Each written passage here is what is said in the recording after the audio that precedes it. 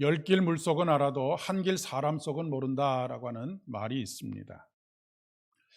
또 우리가 흔히 사용하는 말 중에 내 마음을 나도 참 모르겠다라고 하는 그런 표현도 있지요. 또 이런 말도 사용합니다. 만사는 사람이 마음 먹기에 달려 있다라고 하는 이야기도 하곤 합니다. 인간의 마음이 참 오묘합니다. 그리고 복잡합니다.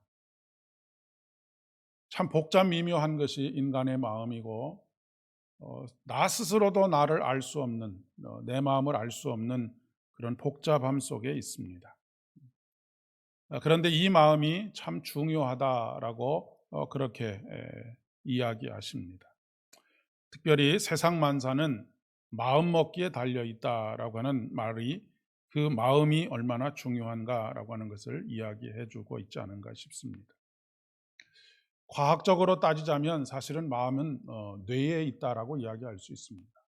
그것이 서구적인 사고 방식이죠. 근데 우리는 보통 마음 하면 가슴에 있다라고 그렇게 생각을 합니다.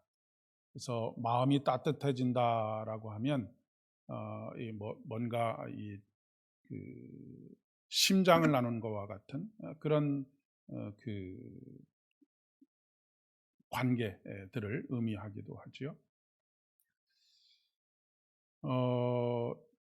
예배를 드린다라고 하는 것도 사실은 그 본래의 원래의 의미를 보면 심장을 드린다라고 하는 그런 의미를 가지고 있습니다. 그러니까 예배를 드린다라고 하는 말은 곧 마음을 드린다라고 하는 그런 이야기라고 할 수가 있겠습니다. 그런데 우리 마음속에는 선과 악이 공존합니다.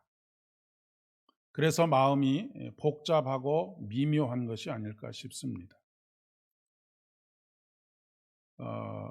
마태복음 12장 34절의 말씀에 보니까 인간은 마음에 가득한 것을 입으로 말함이라 선한 사람은 그 쌓은 선으로 말을 하고 선한 것을 내고 악한 사람은 그 쌓은 악에서 악한 것을 내느니라 라고 그렇게 말씀하십니다. 이것을 자칫 잘못하면 쌓은 선, 쌓은 악, 그러니까 뭐 공덕을 쌓는다라고 생각하기 쉬운데 여기서 말하는 선을 쌓는다라고 하는 것은 오직 이 세상에 온 우주 만물의 총망라에서 오직 선하신 한 분, 바로 하나님과의 관계의 깊이를 깊어지게 만든다라고 하는 그런 의미라고 할 수 있겠습니다. 그러니까 우리가 선을 쌓는다라고 하는 것은 착한 일을 한다라고 하는 그런 의미이기보다는 그것은 나타나는 결과인 것이고 하나님과의 관계의 깊이, 선하신 분과의 관계의 깊이들이 더 깊어지는 것을 말하는 것이죠. 각각의 전에는 어떤 목사님께서 성도들에게 어떤 목사님이 성도들의 마음이 하나 되게 해달라고 그렇게 기도한다라고 하니까 그 목사님께서 마음이 하나 되도록 기도하지 말고 하나님께 붙어 있도록 기도하라라고 그렇게 이야기를 하시더라고요. 참 의미가 있는 말이다라고 그렇게 생각을 했습니다. 우리가 서로 생각이 다르고 경험이 다르고 많은 것이 다르고 다 다른데 서로 억지로 하나 되게 하려고 하는 것은 참 어렵고 힘든 일입니다. 그리고 불가능한 일이죠. 그런데 우리가 하나님께 붙어 있다라고 하는 것은 그냥 그분의 온전하심 속에 우리가 함께 있는 것입니다. 그것이 바로 하나 되는 것이다라고 이야기할 수 있습니다. 그러니까 부부도 마찬가지고 부모와 자식 간에도 마찬가지고 성도 간에도 그리고 모든 관계 속에서도 마찬가지라고 그렇게 이야기할 수가 있겠습니다. 그러니까 관계의 깊이를 더해가는 것, 그것이 바로 하나님께 붙어 있는 것이지요. 쌓은 선에서 선한 것을 내고 쌓은 악한 사람은 그 쌓은 악에서 악한 것을 내느니라. 우리가 보통 선과 악 하면 세상적으로 생각하는 선과 악이 있습니다. 그런데 여기서 말하는 선과 악이라고 하는 것은 하나님과 관계 있는 것은 선한 것이고 하나님과 관계없이 행하는 것은 모두가 다 악이라고 이야기할 수 있습니다. 그렇기 때문에 앞서서 계속해서 말씀드린 것처럼 우리가 하나님께 붙어 있는 것이 중요한 것입니다. 하나님과의 관계의 깊이를 더 깊이 만들어가는 것, 그것이 중요한 것이다라고 그렇게 이야기할 수가 있겠습니다. 이 선과 악이 공존하는 마음 속에서 로마서 10장 10절의 말씀에 보면 사람이 마음으로 믿어 의에 이르고 입으로 시인하여 구원에 이르느니라 라고 말씀하고 있습니다. 이 마음은 우리가 하나님을 믿음으로 받아들이는 것, 그것에 가장 중요한 요인이 되는 것을 말하는 것이죠. 그런데 또 동시에 마태복음 15장 18절의 말씀에 보면 입에서 나오는 것들은 마음에서 나오나니 이것들이야말로 사람을 더럽게 하느니라 라고 또 말씀하고 있습니다. 이 영적인 민감함 속에 살아가는 것, 사실은 우리는 대부분 이런 영적인 민감함이 아니라 둔감함 속에 살아갑니다. 내가 하는 말 하나하나, 내가 하는 행동, 그리고 내가 하는 생각, 내가 품은 계획, 이런 것들이 하나님과 깊은 관계를 가지고 있는지 그렇지 않은지에 대해서 그렇게 깊이 생각하지 않는다라고 하는 그런 이야기입니다. 그런데 영적인 민감함을 가지고 있다라고 하는 것, 영적인 성숙함 속에 있다라고 하는 것은 이 두 자아가 내 안에 공존하는 이 선과 악이 서로 싸우고 그 안에서 선을 행하려는 나와 나를 선을 행하지 못하도록 하려고 하는 악, 이 두 가지가 싸우는 것이죠. 그래서 사도 바울은 이 둘 사이에서 견딜 수 없는 자기 자신을 발견하게 되고 오호라 나는 곤고한 사람이로다 이 사망의 몸에서 누가 나를 건져내랴 라고 그렇게 탄식하는 그런 탄식이 있는 것을 보게 됩니다. 사람의 마음은 그 사람의 인격을 나타냅니다. 따뜻한 마음을 가진 사람은 아주 훌륭한 인격을 가지고 있다라고 이야기할 수가 있겠습니다. 마음은 또 사람의 양심이 자리 잡고 있는 곳이기도 합니다. 하나님은 중심을 보신다, 마음을 보신다라고 말씀하십니다. 사람이 왜 마음을 못 보느냐? 그것이 사람이 가지고 있는 한계이지요. 10길 물속은 우리가 들여다볼 수 있어도 한 길 사람 속을 볼 수 없는 것이 인간이기 때문에 인간은 사람의 외모를 보고 판단할 수밖에 없습니다. 물론 언뜻 비치는 그 마음을 보고 저 사람이 어떤 사람이겠구나 라고 추측할 수는 있을지 몰라도 그 추측하는 것이 그 사람의 전부는 아닙니다. 모두가 다 선과 악이 공존하기 때문에 그렇습니다. 우리는 보통 어떤 문제가 생겼을 때 환경 탓, 제도 탓을 하는 경우들이 굉장히 많이 있습니다. 물론 제대로 정비되지 않은 법을 정비하고 규칙을 정비하고 환경을 정비하는 것은 굉장히 필요합니다. 그런데 결국 사람이 중요하다라고 하는 말도 하지요. 그 사람이 어떤 인격과 마음을 가지고 있는 사람이냐에 따라서 아예 되지 않는 일도 잘 풀어지게 만드는 사람이 있는가 하면 그냥 쉽게 할 수 있는 일도 굉장히 어렵게 만드는 사람들이 있습니다. 그러니까 지도자가 어떤 생각과 어떤 마음을 가지고 있느냐에 따라서 일이 잘 되기도 하고 일이 잘 못 되기도 하지요.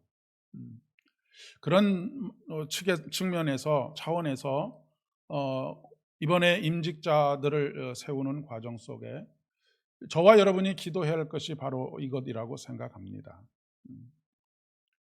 물론 우리 교회가 여러 가지 부족한 것들이 많이 있지요.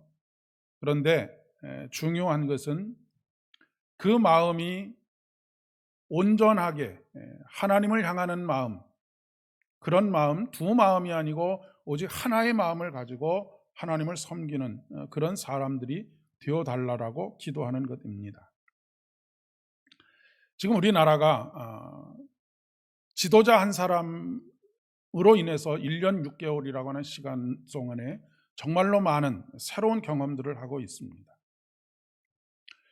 오늘은 특별히 팔복 중에 한 가지인 복되도다 마음이 청결한 자들아 라고 하는 너희가 하나님을 볼 것이다 라고 하는 말씀을 함께 나누고 있는 중입니다. 우리가 일반적으로 마음이 청결하다라고 하면 마음이 깨끗하다 아니면 흠이 없다라고 하는 정도로 생각할 수 있습니다.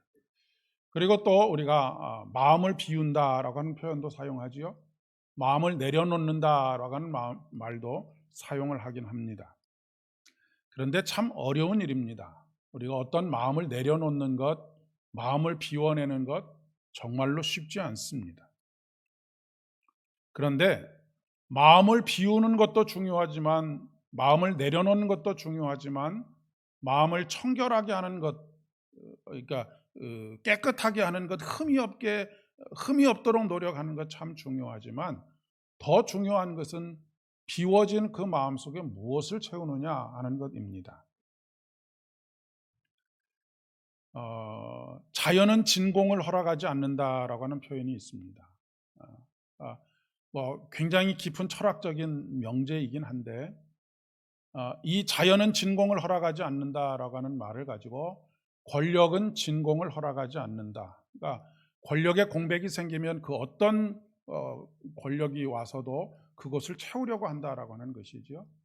그런데 그 권력이 선한 의지를 가진 권력이냐 아니면 악한 의지를 가진 권력이냐에 따라서 온 나라가 휘청거리기도 하고 온 나라가 잘 성장해 가기도 하는 것입니다. 마태복음 12장에 이런 비유가 있지요. 더러운 귀신이 사람에게서 나갔을 때에 물 없는 곳을 다니며, 여기서 물 없는 곳이라고 하는 것은 광야를 의미합니다. 그러니까 사람의 황폐한 마음을 의미하는 것이죠.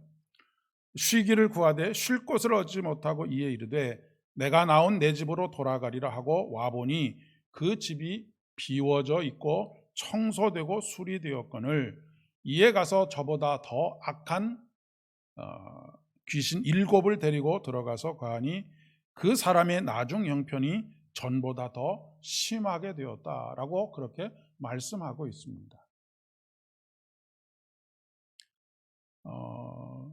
우리가 우리 스스로 무엇인가를 절제하고 우리가 흠이 없는 사람, 책 잡을 것이 없는 사람이 되도록 그렇게 노력하는 것도 중요한 일이지만 그것은 1차적인 문제라고 하는 것입니다.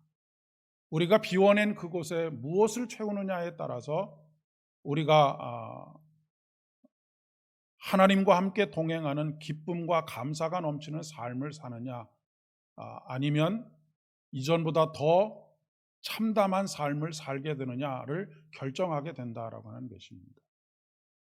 가끔 예수님을 믿다가 예수님을 믿지 않게 된 사람들, 예수님을 떠나게 된 사람들이 생전 예수님을 모르는 사람들보다 훨씬 더 예수님을 믿는 사람들에 대해서, 교회에 대해서 아주 악한 말을 하는 분들이 있습니다. 왜 그렇겠습니까? 비워진 그 마음 속에 하나님의 영으로 채워졌던 그 마음이 비워진 가운데 다른 악한 영들이 그 마음을 차지하고 있기 때문에 그렇습니다. 그런데 오늘 비유에 있는 것처럼 7 귀신, 그보다 더 악한 7 귀신이 비워진 그 마음 속에 들어와서 역사한다라고 하는 그런 이야기입니다. 우리 마음도 마찬가지입니다. 핵심은 어떻게 비우느냐라고 하는 것이 아니라 무엇을 채우느냐라고 하는 것이 핵심이라고 하는 것이죠. 당연히 거룩의 영이신 성령으로 채우는 것이고 우리 마음이 나의 마음이 아니고 예수의 마음으로 가득 채워져 가는 것입니다. 너희 안에 이 마음을 품으라 이는 곧 예수의 마음이니 라고 말씀하고 있는 것이죠. 내가 내 마음을 품고 살아가는 한 우리는 끊임없이 번민 속에, 갈등 속에, 영적인 곤고함 속에 살아갈 수밖에 없습니다.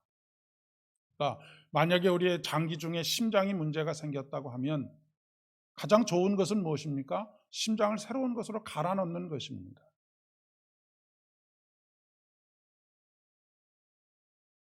근데 우리가 참 지혜롭게 해야 할 일이 바로 이것이지요. 아주 깊은 웅덩이에 공이 하나 빠졌습니다. 아무리 손을 넣어서 끄집어내려고 해도 손이 닿질 않습니다. 막 몸을 꾸겨 넣어서 공을 집으려고 해도 집어지지 않습니다. 여러분, 이런 때는 어떻게 하면 공을 꺼낼 수 있을까요? 거기에 물을 채우면 됩니다. 물을 조금씩 채워가면 공이 떠오르게 되지요. 그리고 물이 가득 차게 되면 공은 자연스럽게 밖으로 흘러나오게 되어져 있습니다. 성령이 우리에게 충만하게 임하신다라고 하는 것이 바로 이런 원리입니다. 우리가 우리 안에 있는 죄의 본성을 아무리 끄집어내려고 해도, 그것을 아무리 눌러서 없애려고 해도 그것은 불가능한 일입니다. 그렇기 때문에 우리가 날마다 갈망해야 할 것은, 하나님 내게 죄를 없애주십시오가 아니라 성령 하나님 내 안에 충만하게 임하여 주시고 예수의 마음으로 내게 충만하게 채워주기를 간구합니다라고 하는 그런 간구를 우리가 해야 한다라고 하는 그런 이야기입니다. 하나님께서 에스겔서를 통해서 우리에게 이렇게 말씀하시죠. 또 새 영을 너희 마음에 두고 새 마음을 너희에게 주되 너희 육신에서 굳은 마음을 제거하고 부드러운 마음을 줄 것이다 라고 그렇게 말씀하고 있습니다. 예수님께서 제자들에게 또 이렇게 말씀하시죠. 한 사람이 두 주인을 섬길 수 못할 것이니 혹 이를 미워하고 저를 사랑하거나 혹 이를 중히 여기고 저를 경히 여김이라. 너희가 하나님과 재물을 겸하여 섬기지 못하느니라. 야고보서 4장 8절의 말씀에서는 또 이렇게 말씀하십니다. 하나님을 가까이 하라. 그리하면 너희를 가까이 하시리라. 죄인들아 손을 깨끗이 하라. 두 마음을 품은 자들아 마음을 성결하게 하라라고 그렇게 말씀하십니다. 두 마음을 품은 사람, 마음을 청결하게 하는 것이 무엇이냐면 바로 하나님을 가까이 하는 것이고 하나님께 붙어 있는 것입니다. 두 명의 수도사가 길을 가고 있었습니다. 이 두 수도사는 청빈하게 살고 또 금욕적인 삶을 살기를 다짐하고 결단하고 서원한 수도사들입니다. 이 두 수도사가 길을 가다가 물이 한참 불어있는 그런 냇가를 만나게 되었습니다. 그곳에서 어떻게 강을 건널지 고민하고 있던 중 주변을 두리번거리다가 강을 건너지 못하고 머뭇머뭇거리고 있는 한 여인을 발견하게 되었습니다. 수심이 남자가 건너기에는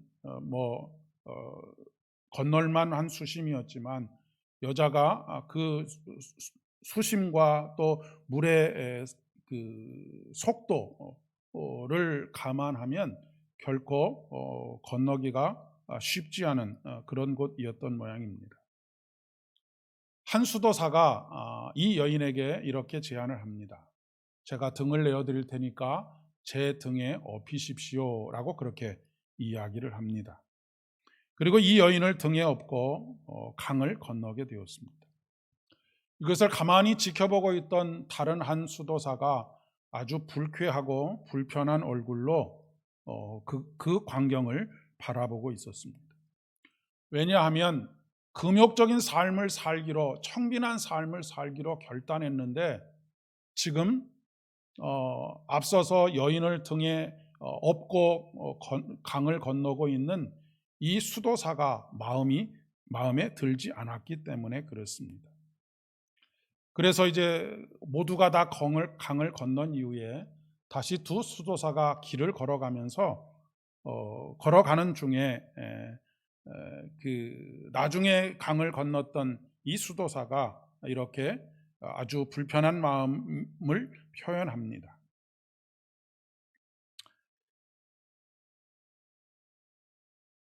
어떻게 그런 행동을 할 수 있느냐라고 따지듯이 묻는 것이죠. 그러자 여인을 등에 업고 그 강을 건넜던 수도사가 이렇게 대답을 했다고 합니다. 나는 등에 업고 있었던 그 여인을 이미 강을 건너면서 내려놓았는데 자네는 강을 건너기 전부터 그 여인을 마음에 품고 있더니 아직까지도 그 여인을 마음에서 내려놓지 못하고 있구만 이라고 그렇게 이야기를 했다라고 하는 이야기입니다. 아주 깊이 생각해 볼 문제라고 생각됩니다. 한 사람은 유혹을 멀리하므로 그 유혹으로부터 멀어지도록 하려고 했던 사람입니다. 그런데 여전히 그는 그 유혹에서 벗어나지 못하고 있었습니다. 그러면서도 자신은 스스로 뭐라고 생각했느냐면 나는 성결한 사람이다 라고 그렇게 생각을 하고 있었던 것이죠. 그러나 그 여인을 등에 업었던 한 사람은 그저 도움이 필요한 한 사람, 그 사람에게 도움의 손길을 내밀었던 것입니다. 그 사람이 남자이냐 여자이냐 하는 것은 중요하지 않았던 것이죠. 그는 욕망을 밀어내기 위해서 애를 쓴 것이 아니라 예수의 마음으로 사람을 대하려고 했던 것이지요.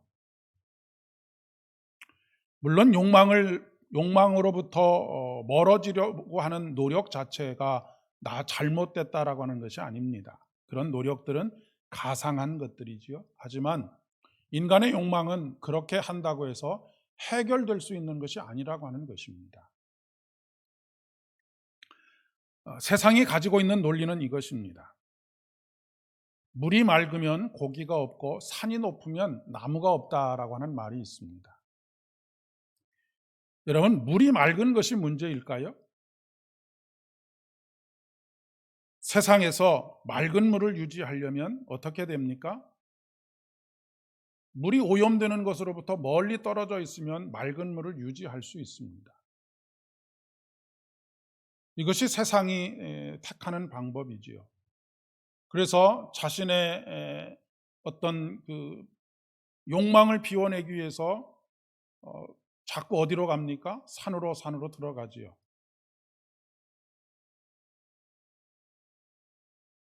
그러나 예수님의 마음은 세상과 멀어지는 마음이 아닙니다. 오히려 세상과 가까워지는 것이고 세상 속에 들어오는 것입니다. 제자들을 향해서 너희는 세상의 소금이다라고 말씀하십니다. 세상에서 고고하게 나를 지키는 것이 청결하게 살아가는 것, 성결하게 살아가는 것이 아니라 세상에 녹아져서 짠맛을 내는 것이 참으로 성결하게 살아가는 것이다 라고 하는 것을 이야기하고 있는 것입니다. 그러면 우리가 마음이 청결한 사람이 되기 위해서는 어떻게 해야 할까요? 다윗처럼 기도해야 합니다. 다윗이 무엇이라고 기도하느냐면 하나님 내 속에 정한 마음을 창조하시고